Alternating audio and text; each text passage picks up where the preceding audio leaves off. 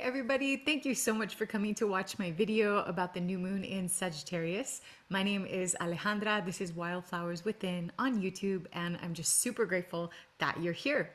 I wanted to say before I start off and give all these details, I have so many things I want to speak about this new moon. I first wanted to say that if you are a woman who is interested in going deeper in working with the moon, then I invite you to my Lunar Alchemy Circle. It takes place every new moon and full moon. I do ceremonial breathworks, and we learn how to really plant intentional seeds within this lovely garden that God has given us. And also for the full moon, to be able to celebrate and be able to really feel what it's like energetically to have a harvest in your body. So the links are below, and I'd love to welcome you if that interests you. All right. I really do have a lot of things I want to say about this new moon. And it's like, oh, Jupiter ruled, right? It's so expansive. And so much about faith is coming up in my field right now. And I always, when I make these videos, I really want you to feel the flavor of what this new moon signature or any lunar signature feels like. Either in my words or how I present myself or in the stories I tell, because at the end of the day, this is about attuning to a rhythm, right, in the stars. And this beautiful mother moon is guiding us every single day she's moving around, but every, month, twice a month, we're planting either a new moon seed or we're celebrating, something in our garden that's bearing fruit at the time during full moons. And what does this even mean to begin to become your own gardener, and really plant these seeds inside of you? So Sagittarius, what I'm realizing, and I got this massive epiphany during Scorpio season, right? Like Scorpio is the time of year in the Northern Hemisphere where it's like, we're just going into the dark, we're just going. And it's not going to stop, right? The darkness doesn't end. We're still journeying all the way down to the darkest day of the year. And during the Scorpio new moon, I remember sitting there thinking, what do I want to plant? And just meditating on it. And there was this huge epiphany, like if I just kind of flippantly say, okay, well, I plant a seed for this, that's like superficial, surface level. I don't really mean it. I got this image of like the guardians of the temple coming in and just like destroying it. Like they're like, we are serious here, in this temple. And so in order to plant a seed there, it needed to be deep. It wanted emotional depth for me, right? The groundwater trines were like going on at that time, I think. I can't remember all the aspects, but it was like, if you're not deep, we don't want your seeds here. And so it was this real epiphany because I've been working with the moon for a while now and, always to uncover deeper layers. So now that Sagittarius season is upon us and, we're already late into Sagittarius season, it's like, I think 2 or 3 days later is the solstice. So, we're already going to enter Capricorn really soon. The sun is at 28 degrees for this new moon. And so all these Sagittarian themes have been coming up at this time. So Sagittarius is a double-bodied sign, right? It's a masculine fire sign, and it's ruled by Jupiter. Double-bodied means that it is of two natures. And, we have this beautiful mythic image of the centaur, right? Half horse, half man. Which means that you're going to see, it's so beautiful that it represents Sagittarius because there is this, the wisdom of the sage, right? The centaur is known for its wisdom, but also the horse, it's this wild and feral creature, like get out of its way. It's going to like go off and do crazy things. And so that's part of like, what when you think about like the soil that is in this section of our garden, if you want to think of it physically, like energetically or even psychically, our mental garden somewhere, this is the realm in which these seeds are going to be planted. Now, Jupiter, just on an archetypal level, is, this planet that is called the greater benefic, right? It is there to bring blessings. We always look for where Jupiter is in our chart. Like, where's my luck? Do I have good luck? I hope it's like, exalted, or like in its domicile, or, aspecting something that makes it like stronger and more positive. And that's like, because it brings blessings to what it wants to grow, right? It expands anything it touches. It is all about, Jupiter is a planet that is very spiritual. It speaks to spiritual themes. It's also the ruler of Pisces in ancient astrology. So it's like faith is important. Freedom is important in the house of Sag. I need freedom to go off and really go on an adventure. I need to broaden my mind, body, and soul by not being tied to like just one thing, right? I need to go to the obscure temple in Cambodia, right, to learn about whatever lessons that the people there like practice for their own spirituality. Clearly, I haven't gone to Cambodia because I didn't have an example to give. But you know what I mean? It's like the Sag part of me would be like, well, what do they practice? Like, I want to go to those pyramids and check them out. That sounds really cool. It's all about expansion. And this notion of really having faith, and how it can be a double-edged sword, how it can blindside us when we're holding on to things that are like, you're chasing after fool's gold. It's not, you think you're going for something, but it's actually just a false promise and false hopes. And where's that fine balance in between? So when I think about, the blessings of this season, it really, we just had, I'm Mexican, I come from a Mexican background, and we just had on December 12th, the feast day of Our Lady de Guadalupe. And as I was sitting here, I was, making lots of notes for this video. And I was just contemplating on that, like how apropos, right? That our great mother, one of the greatest stories ever told about our cosmic mother, happened during the season of Sagittarius, right? I mean, you got to think it's like 10 years after the conquest in Mexico. And the Nahuatl people have been suffering for 10 years. Their whole, civilization has been decimated. And all of a sudden, to have something like the story of Juan Diego and our Virgin Mother coming to unite and bring healing and let the Nahuatl people know that their gods have never abandoned them. Guadalupe is a divine mother who comes down and speaks to Juan Diego in Nahuatl, in his language, and at the same time makes a request of the Christian conquerors, who she also speaks their language, by saying she is the mother of the one true God. She's Mother Mary. And from there, from hitting, one of the things, the calendars, the Gregorian calendar is what we're using nowadays. But back then at her time, it was the Julian calendar. And so when you go back and I've heard a lot of scholars speak about the time difference of her apparition, and that actually, December 12th is by the Gregorian calendar term, but Guadalupe, actually, if you go by the Julian calendar, her final day of miracles, and when Juan Diego dropped his tilma and when the roses just fell to the floor in front of the bishop, it was actually it would have timed it to be the solstice. And think about the symbolism of that. She timed it on the darkest day of the year. That's it. There's no more darkness coming. From there, everything is going to start to return back into the light. And so this, understanding this as the quality of the season of Sagittarius, right? It's like, if Scorpio's like, let's just keep going. It's dark. Let's go. It's the dark. Yeah, we're still in the dark. Scorpio's like so serious.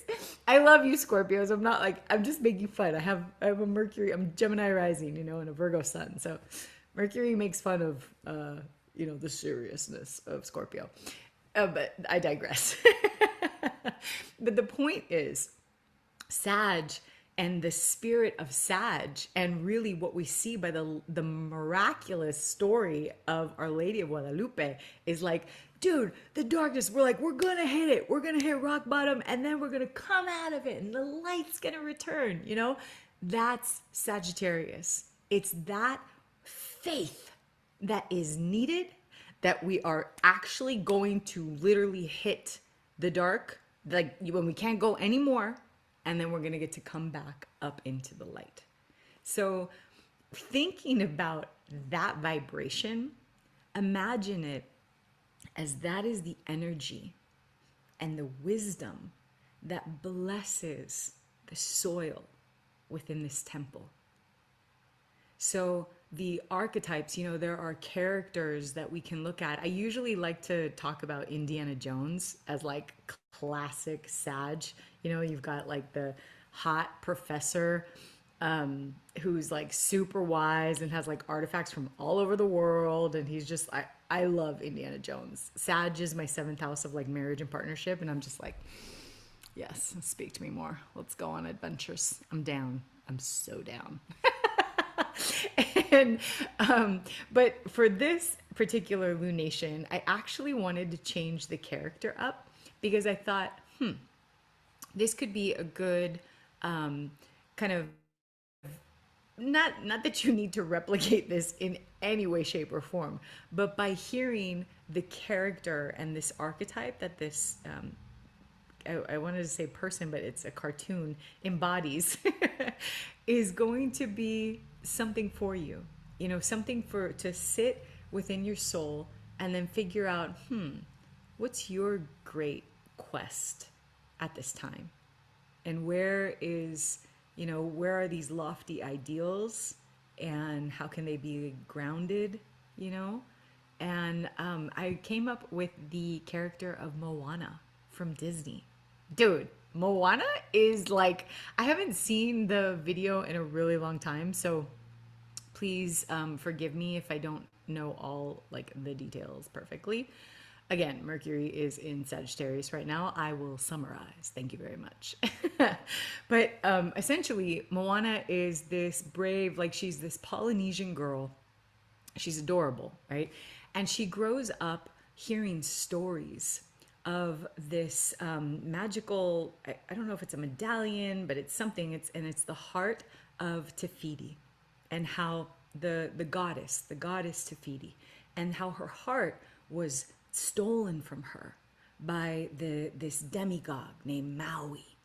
And it's like one day they think that Maui then disappeared, like no one knows where he went. And that one day the grandmother believes, the one who, the storyteller, right, the ancestor who's like speaking to Moana, and she's like this little baby girl just like listening to all these stories, saying, the grandmother says, one day she believes that they will find Maui, and that Te Fiti will have her heart restored to her once again. And most of the little kids in her village are kind of scared, about this story. But Moana is this like beautiful Sag character that sort of just like leans in, right? Because there's something there. There's like a calling. There's a truth, a spiritual truth that she's seeking, and riddles to figure out. What is it? Like, where is Maui? And is part of her destiny possibly connected to this story? Okay, so Moana then goes on this like epic adventure. But she's also not someone who like self-appointed her. The seeds were already inside. And when she was a baby, it was kind of revealed to her that the ocean chose her. There's this adorable scene where she's like, I think saving like a baby turtle. And then she takes it like to the ocean, and all of a sudden it parts, like Moses in the Red Sea, and she gets to walk deeper in, and it's all just sand. And then, she gets like the present, the gift of the heart of Tafiti, and then it brings her back, and she loses it, and she doesn't find it until a little later. But there's this whole sense of like destiny, right? There's a calling of hers to go off on a quest. And that is very much part of the house and the temple of Sagittarius, right? Through her inner faith, right? There's some sort of blessing she believes can happen, right? By having this heart and figuring out how to return it to Tafiti, how to find Maui. And that somehow it feels like the time is now, like there's a connection to divine timing in it. Because what happens is when the heart of Tafiti was taken away, other islands started to crumble, and it hadn't hit her village until it did. And so when that happened, it was like, well, I gotta go figure out, like, I gotta help my family, I gotta help my people, I gotta help my, and finds out that her ancestors were these amazing wayfinders and sailors and navigators of the ocean. So tapping into this ancestry, which is like a big part of what this new moon is all about, with Jupiter retrograde right now in Cancer, in the temple of ancestry, in the temple of memory, in the temple of family, in the temple of women and the goddess. Like, it's just like, seriously, Moana, did you know this new moon in Sag was going to happen? Because this is awesome. You know what I mean? So she follows these synchronicities. And that's really what Sag season is teaching us about, and again, there's always a fine line. There's always going to be a shadow of when is too much too much. And I will share that for the end because I have a personal story that I think you will be very entertained by. So following the synchronicities, following the calling, knowing that her intuition is strong, and it doesn't matter that logically it doesn't make sense. She is going to trust what no one else can see. It's kind of like anyone on a spiritual awakening, if you think about it. Like, you have to leave town and you have to go off and like discover something. It's not, there's a sense that something is waiting and there's some blessing at the end of it that we can't yet understand. So that is like part of this Sagittarian theme that's, as the sun has been in Sagittarius transiting right now. And part of this is like, the sense of duty. There is a sense of duty, right? Like, do I stay safe, or do I go and become true? Do I find the truth of who I am, and like Moana's dad is kind of like a good Saturnian character. And, the new moon is squaring right now Saturn. And Saturn rules, the rules that they imposed on the town, like you can't go past the reef, no one can go because it's, we've lost people, and, it's shaped by fear, right? So her father represents this like Saturnian sort of character. And Moana's like, but I believe I can fly. You know what I mean? Like, she's Jupiter. She is that beautiful Jupiter, and she loves her family, right? Jupiter in retrograde is like, I love you guys, but can we like work on some stuff? Because some stuff has to be dismantled. That's like a retrograde where you're like, you sort of taking things apart. And like these themes might be coming up for you right now. I don't know where. I don't know. You should look at like the Temple of Cancer. And, the next lunation cycle is going to be a full moon there. So Jupiter in the sky right now is really speaking to many aspects and areas of our life. And Sagittarius, it's all about the wisdom she is going to find. She becomes her own, she's like her student, right? Her own student of like, I'm going to go. And then she comes back and then becomes a teacher. She comes back and, the spoiler alert, she gets the heart and, Tafiti then gets the heart restored in her, and Moana's able to go back and share. Like she's now a mentor, she's now a bigger leader, more of a leadership role and a teacher for her village, so that they have it. And why? Because she learned, because she explored, because she went out and navigated, and she had faith in herself. At the end of the day, Sagittarius wants awakening. That's why it seeks the knowledge. Gemini, its opposite end, the full moon in Gemini last video I did, it's also kind of the same. They just do it differently. And, so speaking about the aspects that are going on right now, Jupiter retrograde in Cancer brings all things about family, themes of family under review. And this relates to ancestors, it relates to women, it relates to the emotional body. What kind of emotional patterns have been created over the years or even handed down to you in generations that are now under review, that are now kind of like, okay, let's start taking some stuff apart. Any theme also on the goddess. It's the womb of our divine mother. Cancer is literally the womb of the cosmos. So Jupiter right now is we're trying to see, like, are there shadows in my family, that what is coming up right now for me to take a look at. And Saturn retrograde in Pisces is really asking us to take responsibility for our own spiritual growth. Saturn is like, okay, then something has to die off.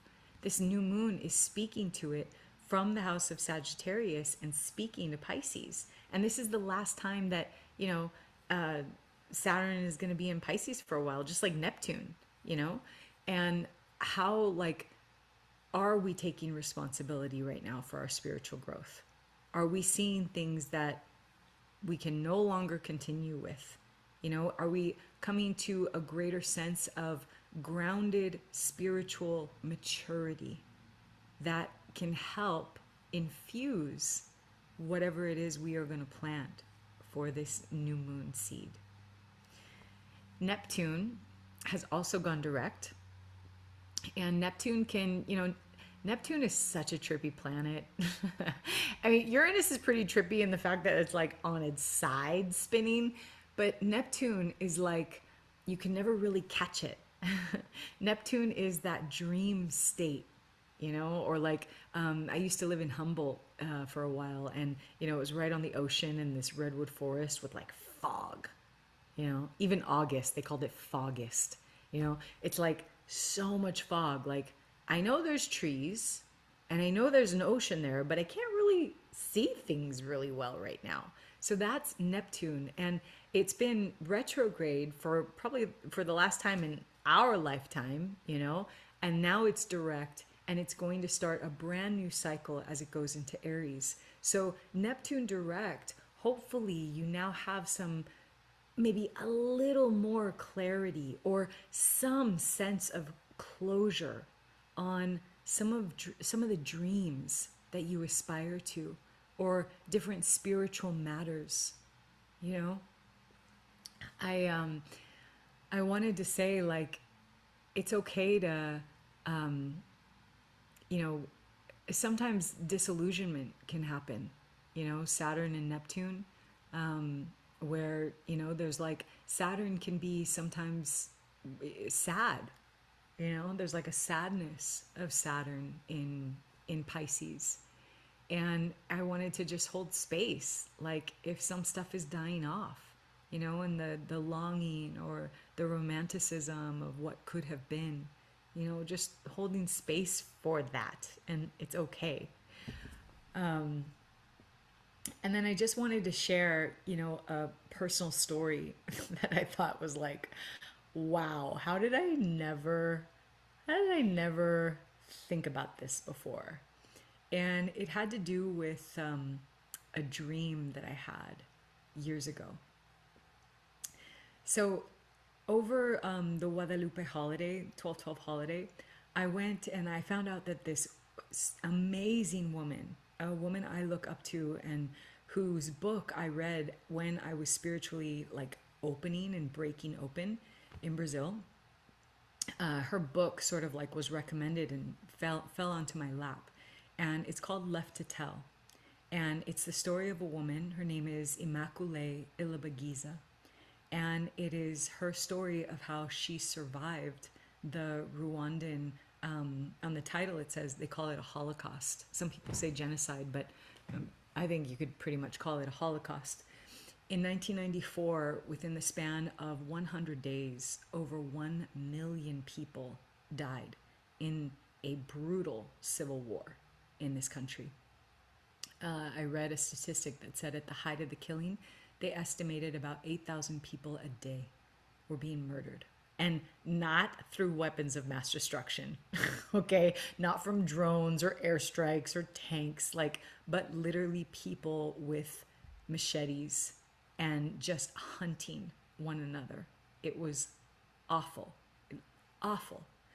And her story is how she, it's just so sad that, that she was presenting close, not too far from where I live. And this story about her survival and the way she survived. She was hidden in a bathroom, like 3 by 4 foot bathroom in a pastor's home. And the pastor was from the dominant party group, the one that was set to kill the minority. So this pastor hid her and 7 other women in the tiniest bathroom. And before she left her family, her father handed her a rosary, and because she gave him her scapular, which is a very, they're very devout Catholics, the family. They would pray every day, she said. And so she hands her father the gift, and then he's like, what can I give you? So then he ends up like giving his rosary to her.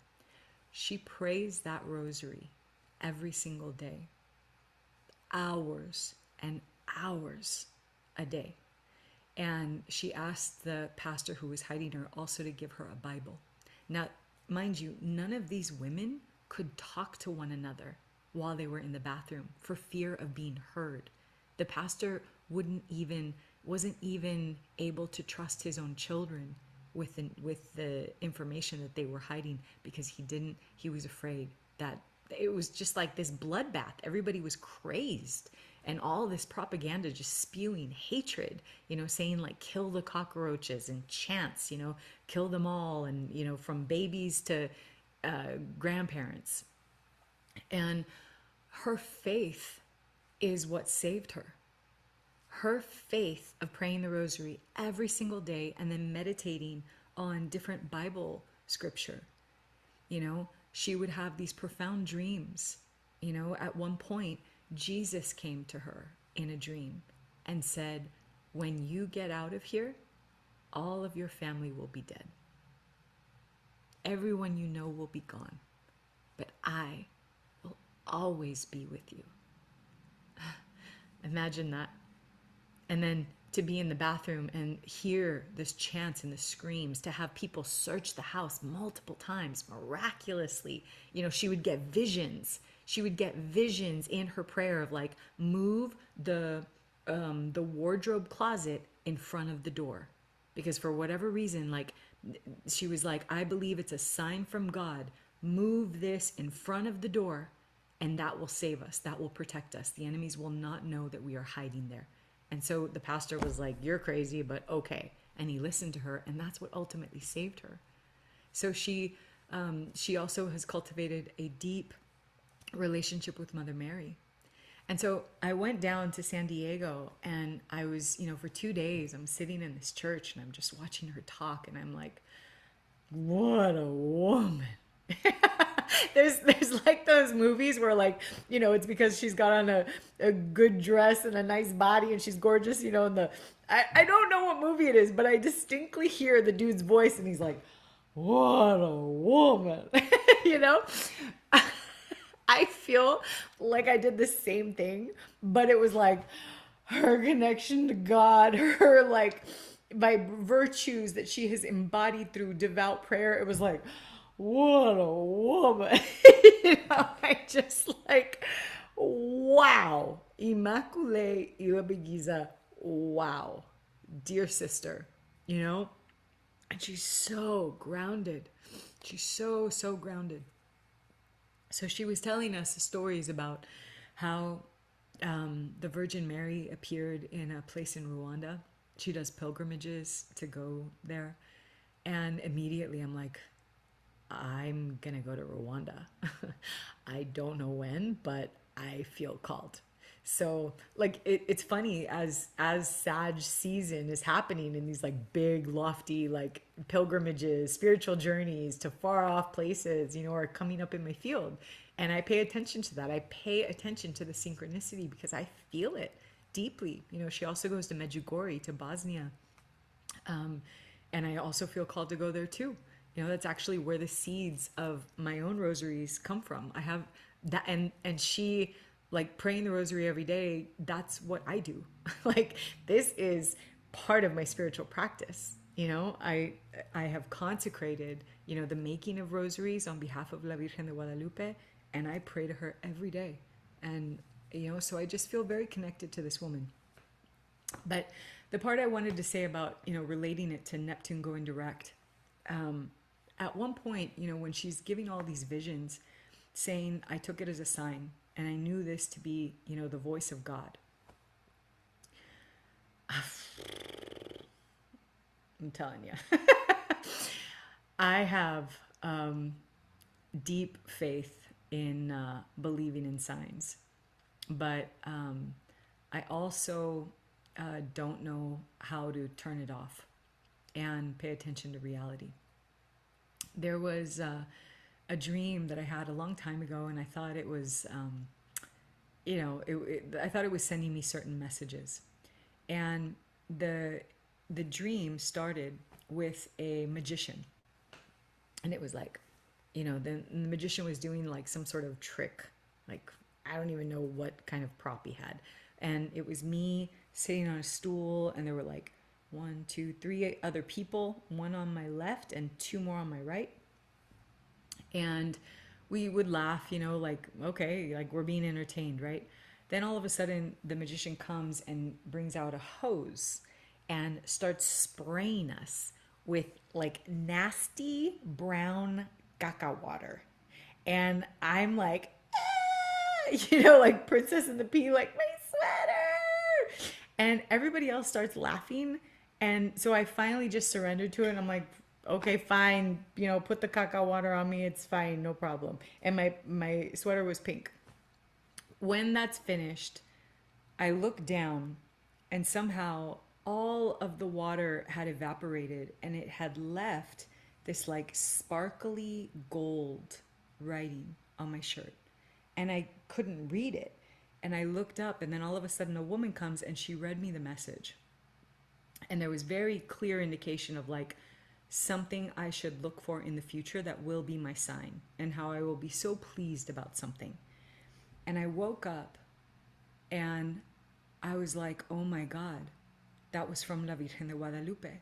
That was Juan Diego, the tilma, the roses in her image. And I had just visited the Basilica the day before and flew home that night from Mexico City, and, had that dream, and then woke up the next morning. And when it didn't happen, I was like, I don't understand. I don't understand. I put all my faith in that message. It doesn't make sense to me. And as Immaculée was speaking about her visions, and Neptune is now finally going direct. So hopefully clarity. It doesn't mean you know it all, right? But that something was like breaking down and dissolving, and now moving direct, moving in its natural way according to its own free will.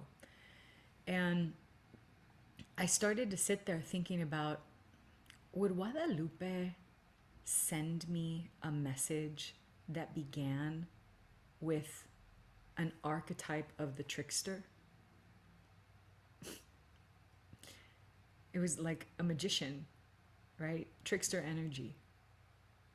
And my heart just so wanted to believe in the message that I didn't really take time to discern it on like, just a deeper level. And, now I sit back thinking, wow, that was wild. Like, I'm receiving more clarity literally in one of my dreams. And I just wanted to share that. So, because I look for archetypal themes, as the planets are moving, and this one really hit hard, really hit hard.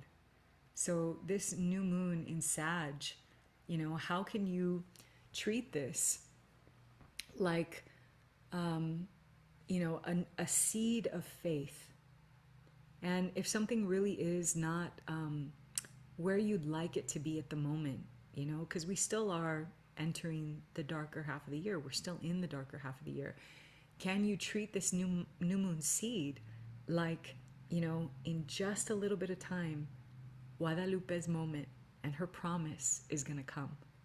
And how can you hold faith for that? So, but grounded, grounded. So that's what I got. I really hope it serves in how you set intentions and what you hope to plan. Definitely look at where Sagittarius sits in your chart. Look where Cancer also is, because Jupiter, as the ruler of this new moon, is influencing it. Maybe he can't directly see the sun and the moon, but it's under its authority.